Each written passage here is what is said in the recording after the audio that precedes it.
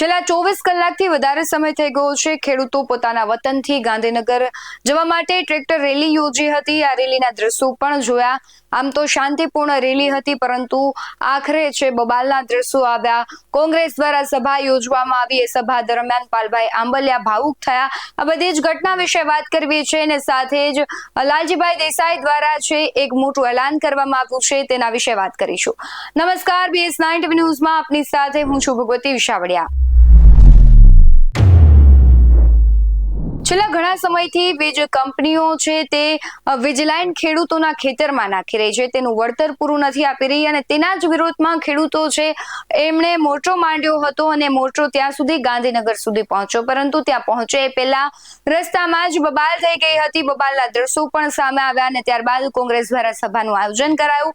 એ સભા દરમિયાન પાલભાઈ આંબલિયાએ કહ્યું હતું કે આ હું એક મારા માટે નથી કરી રહ્યો, હું તમારા બધા માટે કરી રહ્યો છું। તમારો સાથ સહકાર ખૂબ જરૂરી છે તેવું કહેતા તે ભાવુક થયા હતા। સાથે જ લાલજી દેસાઈએ છે ખેડૂતોને પૂછ્યું હતું કે આગામી દિવસોમાં આંદોલન યથાવત રાખવું છે કે અહીંયા પૂર્ણ કરી દેવું છે કે શું છે। ત્યારબાદ ખેડૂતોએ પણ પ્રતિભાવ આપ્યો હતો, પરંતુ ક્યાંક છે તેમની સભામાં ખેડૂતોની પાંખી હાજરી હતી એ દેખાઈ રહી હતી। ઘણા બધા સવાલ ઉત્પન્ન કરી રહી હતી। સાથે જ તેમણે એક આંદોલનની જાહેરાત પણ કરી છે કે આંદોલન છે 30 જૂન સુધી યથાવત રહેશે। આ દિવસો દરમિયાન જો માંગણી સરકાર નહીં સ્વીકારે, વીજ લાઈન કંપનીઓ છે એ પણ નહીં સ્વીકારે, તો પછી આગામી દિવસોમાં રાજ્યના જે હાઈવે છે તે ચક્કાજામ કરવામાં આવશે ને અલગ અલગ લોકો દ્વારા, અલગ અલગ બેનર દ્વારા અલગ અલગ શહેરોમાં જે ચક્કાજામ થશે। સાથે જ એવી પણ વાત કરવામાં આવી છે કે કોઈ પણ પાર્ટીનો ખેસ હોવો ન જોઈએ। કોઈ પણ ખેડૂત નેતા છે ભલે પોતાની રીતે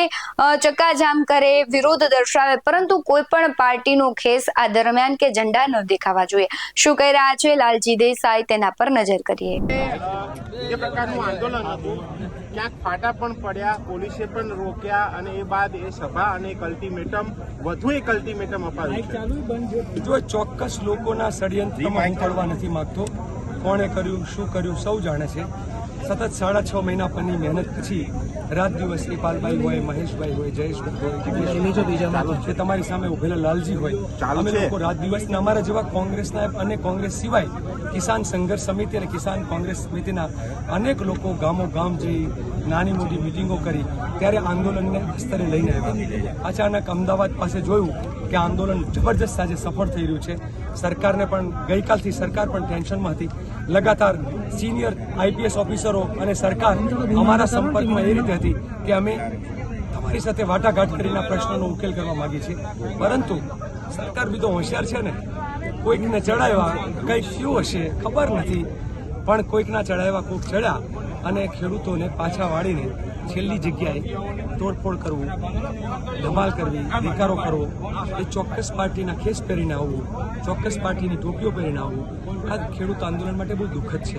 આ નજર સામે બેનર છે પાછળ, ક્યાંય કોંગ્રેસ પાર્ટીનું નામ નથી, એક પણ નેતાની પાસે કોંગ્રેસનો ખેસ નથી। એટલે અમે બહુ સ્પષ્ટ હતા કે કોંગ્રેસનો ખેસ કે કોંગ્રેસના બેનરની જરૂર નથી। અમે કોંગ્રેસના ચહેરા લડીએ છીએ, લોકો ઓળખે જ છે, એના માટે મારે કહેવાની જરૂર છે ગાય આ ગાય છે, ગાય ગાય હોય તો ખબર જ છે। એમ કોંગ્રેસના વ્યક્તિઓ લડતા હોય તો એના માટે અમારે ઢોલ નગારા વગાડવાની જરૂર નથી, પરંતુ કોઈ કે કશું કંઈક પેટમાં દુખ્યું, કર્યું જે કર્યું એમને મુબારક। ખેડૂતોનો મુદ્દો ઊભો છે। આજે ખેડૂતોને જ્યારે પૂછ્યું કે ખેડૂતો કહેશે તો અમે ખેડૂતોના આગેવાનો આ મરણ ઉપવાસ ઉપર ઉતરવાની તૈયારી છે। આ કહેતી વખતે મારું આપ પણ જાણો છો કે અમારા અવાજથી ગળું બધું જે છે કઈ રીતે આજે કઈ રીતે અમે પોતે પણ દુઃખી છીએ કે આવું બને ત્યારે આટલા વખતની મહેનત ખેડૂતોની, બે રાતના ઉજાગરા ખેડૂતોએ પણ કર્યા, ભલે અમે 6 મહિનાના, પણ ખેડૂત પણ રાત દિવસ ખેતરોમાં ઉજાગરા કરે છે। એ બધાની મહેનત ઉપર કોઈ પાણી ફેરવે ત્યારે દુઃખ થાય, પણ હંમેશા હર દુઃખમાંથી તમને એક ઠોકર ખાઈ આવો તો તમને એક બીજો રસ્તો નીકળે। આજે ખેડૂતોને જ્યારે પૂછ્યું બધાને કે તમે કયો શું કરવું છે, આંદોલનને અહીંયા પૂર્ણ કરી દેવું છે કે આંદોલનને આગળ વધારવું છે, ત્યારે ખેડૂતો કીધું કે લડી જ લેવું છે। લડી જ લેવું છે તો પછી કાર્યક્રમો જાહેર કર્યા છે અને મેં પૂછ્યું કે આ મરણ ઉપવાસ તમે કહેશો તો એ, અને તમે કહેતા હોય તો ગુજરાતના રસ્તાઓ ચક્કાજામ, બીજો રસ્તો છે પદયાત્રા, ત્રીજો રસ્તો છે શું કરવું, ત્યારે ખેડૂતોએ જ કીધું કે 11-12 દિવસની મુદત આપો। એટલે નક્કી થયું છે બરાબર આજથી 15 દિવસે 30 જૂન જે છે એ ગુજરાતમાં રસ્તા ચક્કાજામ। સાથે સાથે અમે એ પણ આહવાન કર્યું છે કે કોઈને એમ ના રહી જાય કે મારા માટે માંડવો તૈયાર હતો ને હું વરરાજા બનવાનું રહી ગયું. જેને લડવું હોય એ બધાને લડવૈયાઓને છૂટ. જેને ગાય વાળે તે ગોવાળ, આગળ થાય તે આગેવાન, લડે તો લીડર. બાકી અમારા જેવા ખેડૂત નેતા લડતા રહેશે. એટલે 30 જૂને દરેક સંગઠનોને પોતાના વિસ્તારમાં લડવાની છૂટ. જે બેનર લગાવવું હોય એ બેનર લગાવવાની છૂટ. ખાલી શરત એટલી, પાર્ટીનો ખેસ નહીં, પાર્ટીની ટોપી નહીં. લડવા માટે આવેલા અમિત ચાવડા અને ગેનીબેન ઠાકોર ક્યાં ગયા? ને એ લોકો લડવા અમને સાથ આપવા માટે આપ્યા હતા. બહુ સ્પષ્ટ પહેલાથી જ હતું કે કોંગ્રેસ પાર્ટી આ આંદોલનને સમર્થન કરે છે અને સતત સાથે રહે, એક સાથ લગાતાર રહ્યા રહે. ખેડૂત સિવાયના નેતાઓ જે હતા એ બધા જ લોકોની માટે પહેલાથી સૂચના હતી કે તમારે મંચ ઉપર નથી આવવાનું, એટલે મંચ ઉપર નહોતા. આજે પોલીસે રોક્યા કે પછી આમ આદમી પાર્ટીએ રોક્યા? હું એવું માનું છું કે અંગારીઓ અંગારિયાનું કામ કરે, મારે એમાં નથી પડવું.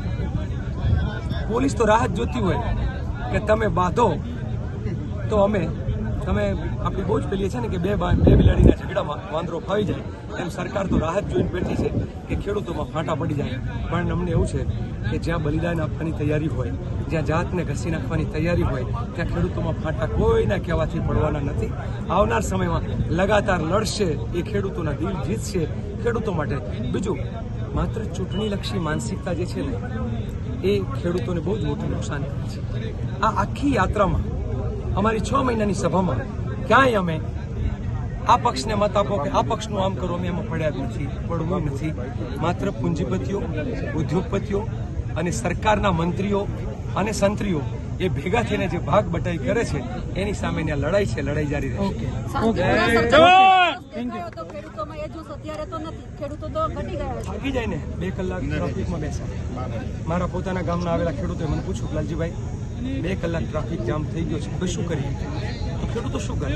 બીજું, વચ્ચે અમે અહીંયા હતા તોફાની તત્વોને સમજાવવાના પેલામાં, પાછળ પોલીસને મજા આવી ગઈ. એણે એવું કીધું કે ભાઈ ત્યાં તો આગળ ટ્રાફિક જામ છે ને હવે યાત્રા આગળ જવા નથી દેવાની, પોલીસે બધાને રોકી દીધા છે, ત્યાં તોફાન થયું છે, એટલે તમે પાછા વળો. ખેડૂતોને ત્યાં જેસીબીથી નવા રસ્તા કરીને તમે જુઓ ત્યાં નવા રસ્તા બનાવ્યા, જેસીબીથી તાત્કાલિક, અને ખેડૂતોને પાછા વાળ્યા.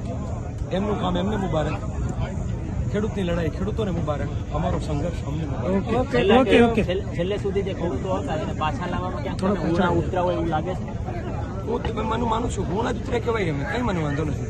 આમાં એવું છે કે વાંક કાઢવો જ હોય તો જો અમારા તો કેટલી ખામી નીકળે. દરેક આંદોલન અમને શીખવાડે છે. પણ હું 38 વર્ષના આંદોલનનો અનુભવી છું, અને કોઈ એમ કે ગુજરાતમાં આંદોલનના મુદ્દા ઉપર રણનીતિમાં ભૂલ થાય એવું શક્ય નથી.